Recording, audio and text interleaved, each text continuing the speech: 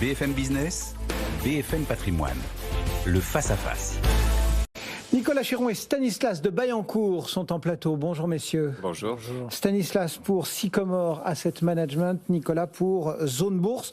D'abord, le regard sur ce marché, sur ces 7000 points.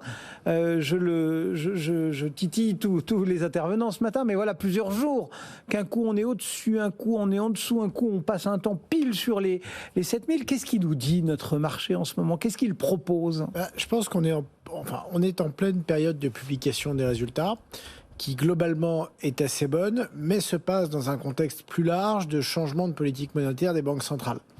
Ce qui met la pression sur les marchés, en particulier aux États-Unis. Je rappelle qu'en septembre, on attendait 2 à 3 hausses de taux pour 2022. Maintenant, on attend plus de 6, quasiment une à toutes les réunions, peut-être même une de 50 centimes, de 50 points de base plutôt.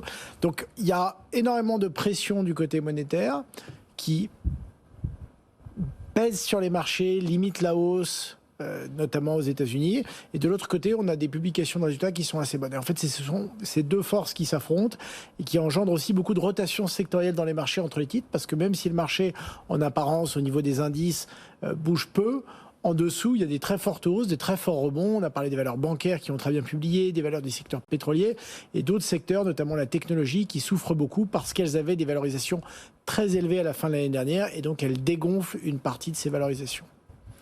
Comment vous regardez les choses sur ce marché? Voilà, qu'est-ce qu'il nous envoie comme message? Qu'est-ce qu'il nous fait comme proposition? Bien, en fait, Cédric, il faut remettre un petit peu de contexte là-dedans. N'oublions pas que après le Covid, en 2020 et 2021, les marchés explosent littéralement. On a un Nasdaq qui est toujours 40% plus haut qu'il n'était en février 2020 avant la crise du Covid. À un moment donné, si vous voulez, étant donné les hausses enregistrées pendant 18 mois, il faut bien consolider, revenir sur des bases, se stabiliser et se poser des questions pour la suite. Et effectivement, on a actuellement un climat géopolitique déjà qui nous empêche d'aller plus haut. C'est une sorte de plafond de verre qui nous empêche d'aller plus haut, des résultats qui soutiennent.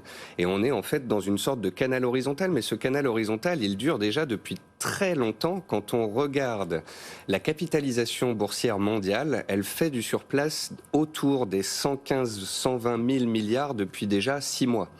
Quand on regarde le MSCI World hors États-Unis, ça fait 1 an que l'on fait du surplace. Lorsqu'on regarde le CAC 40, en fait, depuis 3 mois, on botte en touche et on se cherche. Donc nous sommes dans un marché qui est passé de haussier à neutre, et où on a toujours des fondamentaux qui sont corrects, des résultats d'entreprise qui sont très bons et qui soutiennent d'un côté, et d'autre part de la géopolitique et des tensions sur les taux qui pèsent. Donc nous sommes dans un étau et nous n'avons pour l'instant aucun catalyseur pour sortir de cette zone de prix.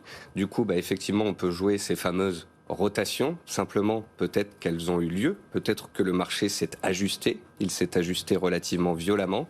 La value a rebondi, la growth a consolidé. Et quand on regarde par exemple le pan des valeurs de très forte croissance aux États-Unis, on l'avait vu ensemble, me semble-t-il, le mois dernier, on avait 50% des entreprises du Nasdaq qui avaient perdu plus de 50%. Donc en fait, en backstage, c'est un marché qui est un petit peu en trompe-l'œil. En backstage, on a eu ces derniers mois des choses qui sont quand même très positives. C'est qu'on a eu un dégonflement de toutes les bulles auxquels on avait pu assister, que ce soit sur les IPO, sur les SPAC, sur les cryptos, sur les valeurs de croissance aux États-Unis. Ce dégonflement s'est fait progressivement, ce qui est plutôt positif, sans faire vaciller les marchés. Et maintenant, on est en attente de plus d'informations et des banquiers centraux qui votent un peu en touche et des Ukrainiens, et des Russes qui se retirent ou non. Alors, commençons peut-être par les banques centrales. On a eu la Fed qui a accéléré les rythmes. Et puis cette Fed, elle a fait parler pas mal d'officiels. Et puis vendredi dernier, on apprend que le lundi, il y aura une réunion un peu inattendue, réunion technique. Et il y a un petit vent d'émotion chez les opérateurs. Et puis finalement, c'était pas le grand soir. Et puis là, on a eu les minutes. Et là encore, on se disait, bon, dans les minutes, on aura le fin mot de l'histoire, on en saura beaucoup plus sur les... Et puis finalement, pas non plus. C'est assez dilué dans les minutes à chaque fois. Enfin, le point, c'est quand même qu'il il y a eu un mouvement énorme en 6 mois d'attente pour cette année 2022 pour l'action de la Fed. Ça va être une année de forte remontée des taux. On en a connu peu comme ça au cours des 30 dernières. Donc ça va avoir un impact sur les marchés. Il faut aussi voir que la Fed, comme la BCE d'ailleurs, sont des banques centrales de plus en plus politiques et politisées. C'est-à-dire que c'est quand même, il y a une forte influence des hommes politiques américains aujourd'hui sur la Fed qui pousse à régler ce problème d'inflation qui a un impact fort sur les ménages. Parce que certes, il y a de très fortes hausses des salaires en nominal, mais en réel, ils sont presque un petit peu négatifs, étant donné la très forte hausse des prix, et en particulier des prix de l'énergie aux États-Unis. Pour l'Europe, c'est un petit peu différent. On a ouvert la porte à une normalisation, pas un resserrement monétaire, juste revenir à quelque chose d'un peu plus normal. Et comme on est dans une période où la Fed est très active dessus, il y a eu un fort décalage sur les taux d'intérêt immédiatement en zone euro et un écartement des spreads souverains. Vous avez vu l'Italie qui s'est fortement écartée. Ce qui a fait que dans les jours suivants, au cours de ces interventions, notamment au Parlement européen, Christine Lagarde a dû revenir un petit peu en arrière et dire ça va se faire de manière très progressive. D'abord, on va arrêter les achats d'actifs. Ensuite, seulement, on commencera à monter les taux. Donc, on aura probablement plutôt qu'une seule hausse de taux, maximum 2 d'ici la fin de l'année en zone euro. Et ça se fera probablement après l'été uniquement et pas avant. Donc, plutôt quelque chose de beaucoup plus progressif et beaucoup plus lent qu'aux États-Unis en zone euro. Mais là aussi, le mouvement s'enclenche. Comment lisez-vous, vous, le désir des banques centrales ? Il y a beaucoup de dialectique, il y a beaucoup d'effets d'annonce. Et en fait, les banques centrales parlent beaucoup, mais font très peu. Et feront peut-être peu. On s'attend en fait à des mouvements de hausse de taux historiques, mais je pense qu'on en visait 2-3, maintenant on en vise 7, et je pense qu'on finira autour de 4, pas plus. Hier, Kashkari, membre de la Fed, disait « Si nous augmentons les taux de manière significative, nous risquons de faire basculer l'économie dans la récession. » Et donc, en fait, c'est ça le deal à court terme, c'est qu'il y a une dimension politique aux États-Unis de dire « Attention, les prix montent, les gens ont de moins en moins d'argent, ça va grogner, on a les élections de mid-term, donc il faut laisser entendre au peuple qu'on est en train de faire quelque chose et que pour une fois, on ne va peut-être pas aider Wall Street, mais aider Main Street. Voilà. Donc on va agir sur les taux d'intérêt, quitte à faire baisser les bourses. Sauf qu'on souffle le chaud et le froid. On nous dit oui, vous inquiétez pas, les taux vont monter très fort et très vite. Mais on se serait attendu là peut-être à un calendrier, à un nombre de hausses de taux, à quelque chose d'un peu tangible. Et ils ont littéralement botté en touche. Parce qu'ils savent très bien que s'ils y vont un peu trop fort sur ces hypothétiques très fortes hausses et très nombreuses hausses de taux, les marchés vont baisser. Et je pense qu'une des missions de la Fed, quand même, qui n'est pas écrite, c'est de faire tenir les marchés.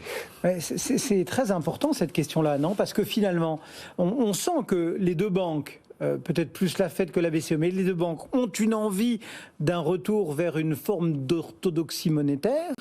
Et que, à la fois, elles peuvent pas se permettre de casser le marché. Enfin, en tout cas, que les politiques ne voudront pas qu'elles cassent le marché parce qu'il y a un effet richesse, etc. Il y a une inflation qui est problématique. Ouais.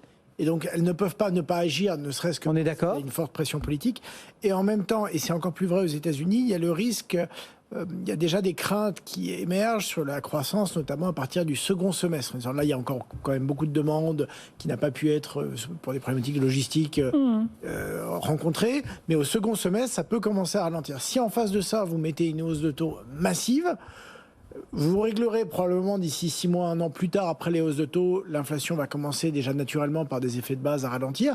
Mais si vous cassez la croissance en même temps, c'est la catastrophe, parce que vous n'avez même pas fait tout votre programme de hausse de taux, que vous êtes déjà en train de vous arrêter pour partir dans l'autre sens. Du coup, ça devrait ramener à une certaine progressivité pour éviter un effet boomerang qui serait assez dévastateur pour la crédibilité des banques centrales. Mais maintenant, c'est vrai qu'à court terme, et encore sur les prix à la production hier, la semaine dernière, etc. aux États-Unis, on est sur des hausses de quasiment 10% sur un an. C'est extrêmement violent, donc ça va impacter les marges. Donc là aussi, il y a un petit risque pour les marchés.